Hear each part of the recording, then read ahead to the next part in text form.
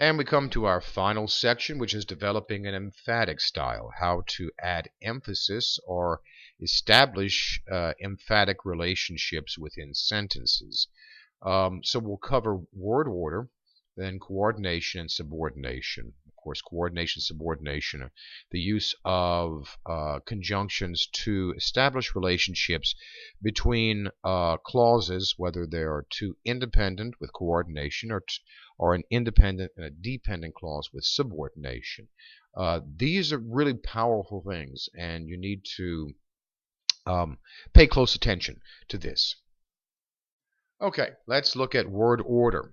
Generally speaking, in the tradition of English language writing style, there is something called the 2-3-1 rule.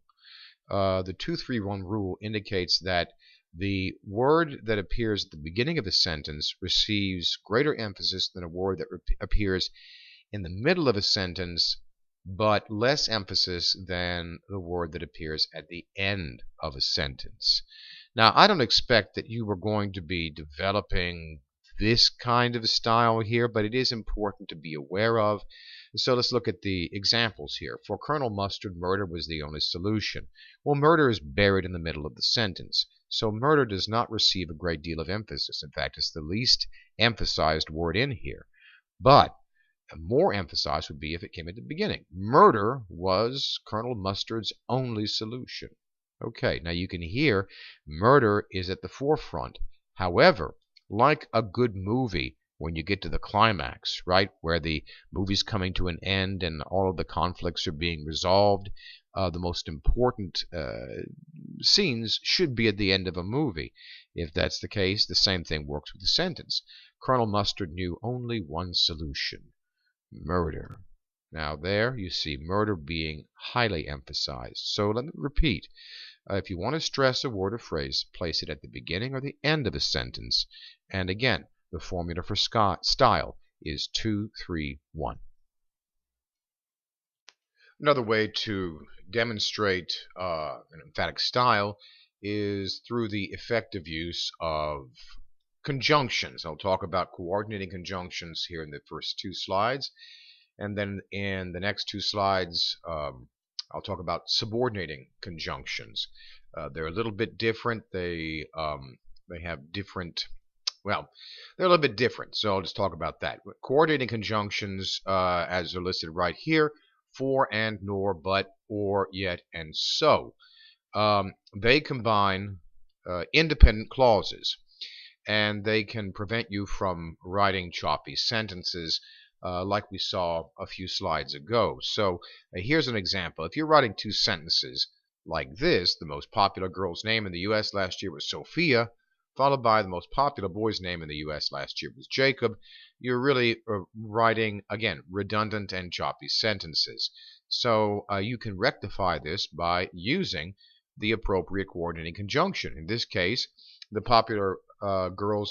most popular girl's name in the U.S. last year was Sophia, and the most popular boy's name was Jacob. Using the and there allows you to combine the two sentences effectively.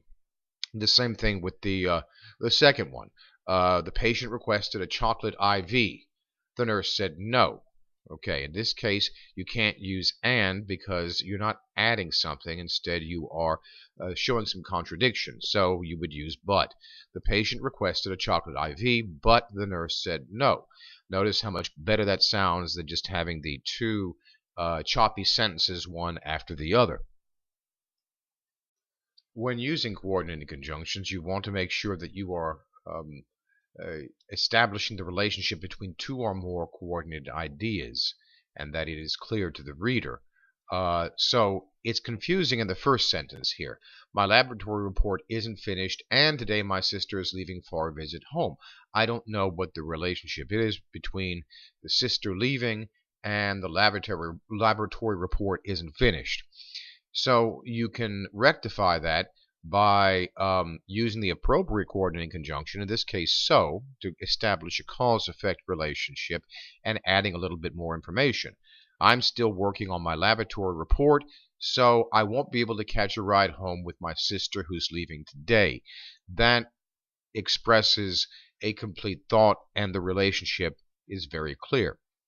The other thing you want to avoid is excessive and stringy use of coordinating conjunctions. So uh, in the next example, we see a poor use. We went inside the famous cave, and the guide turned off the lights, and we saw the rocks that glowed. Very bad usage of coordinating conjunctions. Instead, you can simply um, use so and use a subordinating conjunction actually, which is what after is right there, and you say after we went inside the famous cave, the guide turned off the lights so that we could see the rocks that glowed. Okay, so you want to avoid just adding and adding and adding and adding. And is the weakest of the coordinating conjunctions because it just shows an additive property. So is a more powerful one because it establishes cause-effect relationships. All right, now we move on to subordinating conjunctions. Um, they are a very effective means of establishing relationships between or among ideas. Some sentences contain one main statement and one or more less emphasized elements. The less important ideas are subordinate to or dependent on the sentence's main idea. So subordinating conjunctions introduce independent clauses, subordinate conjunctions introducing dependent clauses show a variety of relationships between the clauses and the main part of the sentence. The next 4 slides will show you how to go about using them effectively. So subordinating conjunctions allow you to show 4 basic relationships: time relationship, causal cause-effect relationships, condition, and place. Without coordination, you get these 2 sentences here underneath number 1. Superman stopped changing his clothes. He realized the phone booth was made of glass. There's a relationship there that needs to be established. Superman stopped changing his clothes when he realized the phone booth was made of glass. So that establishes the relationship between the 2 ideas expressed in the 2 separate sentences, and they're connected through the use of when. The country singer failed to gain success in Nashville. She sadly returned to Snooker Hollow to work in the sequin mines. I did not make these sentences up, by the way. This is a cause-effect relationship. One thing causes another. So the use of the word because is essential to establishing the relationship. Because the country singer failed to gain success in Nashville, she sadly returned to Snooker Hollow to work in the sequin mines. I should add that unlike the coordinating conjunctions, one of the benefits to using subordinating conjunctions is that you can alter the arrangement of the clauses. So, for example, in this sentence here that begins with because the country singer failed to gain success in Nashville, you have a couple of options as far as how to write this. You can write it the way it's presented here, or you can say the country singer sadly returned to Snooker Hollow to work in the sequin mines because because she failed to gain success in Nashville. Again, it allows you, going back to that slide on word order and emphasis, it allows you to emphasize different parts. It depends on what you'd like to emphasize. To show condition, Susan ought to study the art of tattooing. She will work with colorful people. Well, that's only if she does it. That's a condition. So under the conditions that she studies, she will work with colorful people. You need to use that if. If Susan studies the art of tattooing, she will work with colorful people. And finally, you can also show relationships regarding place. Bulldozers are smashing the old movie theater. That's the first place I saw Raiders of the Lost Ark. Well, that's where you saw it, right? That's a place, so you would need to use the word where. Bulldozers are smashing the old movie theater where I first saw Raiders of the Lost Ark. Using subordinating conjunctions as well as coordinating conjunctions allows you, to establish relationships and avoid choppiness, and again, be more precise in your sentence structure.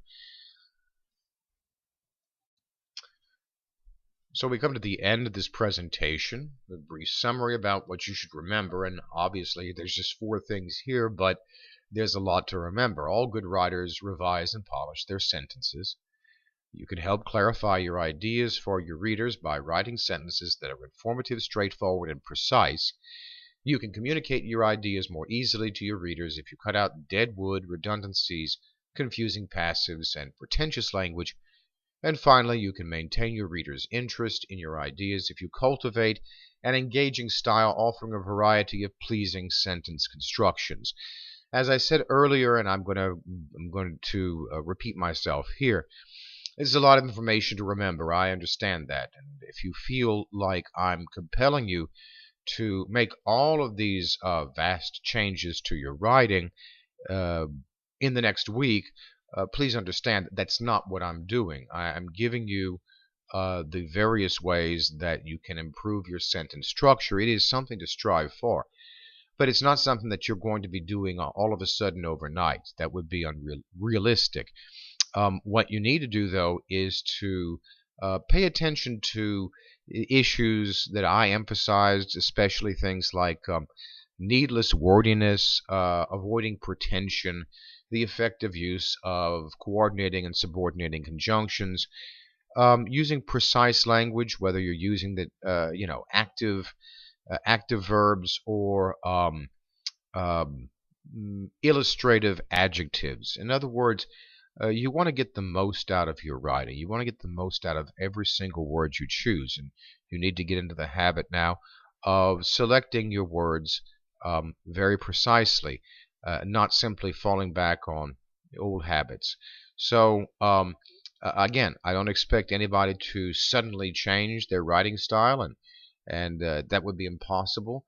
But this is what you are working towards, and I would think that you probably ought to periodically come back to this presentation over the rest of the semester, so that way you can continue to develop writing effective sentences. If you can write good sentences, then you can write good essays. It's really as simple as that.